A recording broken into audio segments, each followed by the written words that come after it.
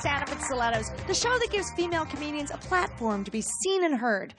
Actually, make that a 5-inch platform. These things are killing me. Our next act grew up in Boston and is a huge Beantown sports fan, so no mention of the Lakers tonight or she will cut you. She performs nightly at clubs and colleges throughout the U.S. and abroad, and tonight marks this broad's television stand-up debut. Show some love. Get ready for Alli Breen.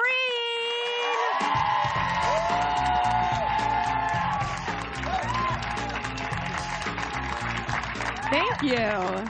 Thank you. I did. I moved recently from the East Coast, most recently from New York. I love New York. I couldn't take it anymore. I got robbed on the subway at 7 a.m.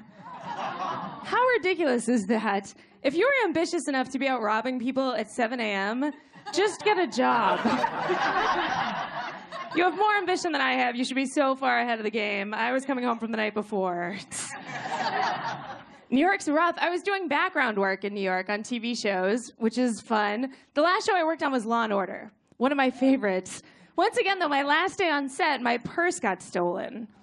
From the set of Law & Order, you guys. How messed up is that? That means if you watch that show really closely, you will see real crimes happen in the background. Next time you see a mugging, call 911. That person's not acting. I was hired to play a dead girl. It shows you my level of acting skills. It's atrocious. So bad. And I thought I could do better. It turns out I couldn't. I kept getting direction.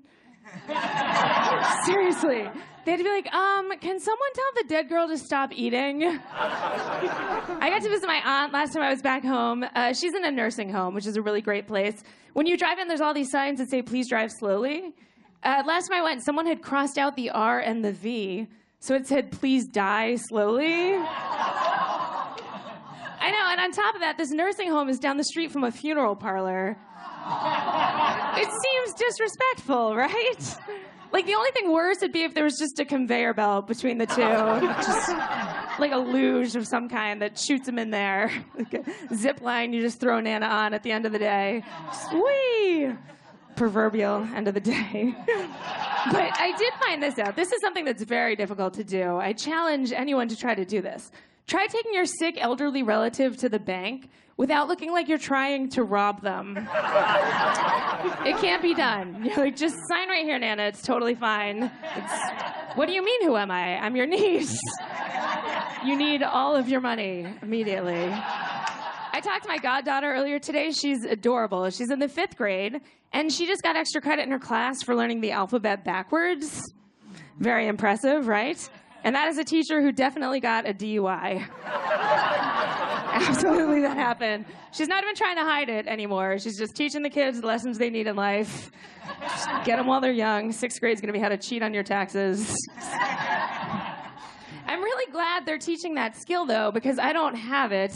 I found out the hard way. I moved to LA. I got pulled over for a DUI while I was sober, by the way, which shows you how good of a driver I am. They pulled me over. They gave me the field sobriety test. I failed the entire thing. I couldn't pass it, and I was sober once again.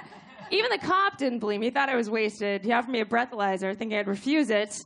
I took it. I blew nothing. He had to let me go. He was so confused. He was like, oh, you're not drunk. You're just a moron. It's completely out of our jurisdiction. I don't think we can do anything about that. Just be on your way, I guess. I do love LA, though. I love everything about LA. It's like the land of personality disorders and breast implants, and I fit right in, minus the breast implants. But I did think about getting them because I went through a breakup before I came here, and it's intimidating. Loads of women have them. And I have a friend, one of my best friends, who has them. And I asked her about it because I was thinking about getting them. And she said it's one of the best things she's ever done. She said she loves them. The only thing is when she got them, it hurt worse than anything she's ever felt in her entire life. Super painful for like 2 weeks. So I decided not to do it, and I told her I wasn't going to. And she said, on second thought, it's not going to hurt worse than being alone for the rest of your life. So I'll get implants on Thursday. It'll be... Thank you. Good night.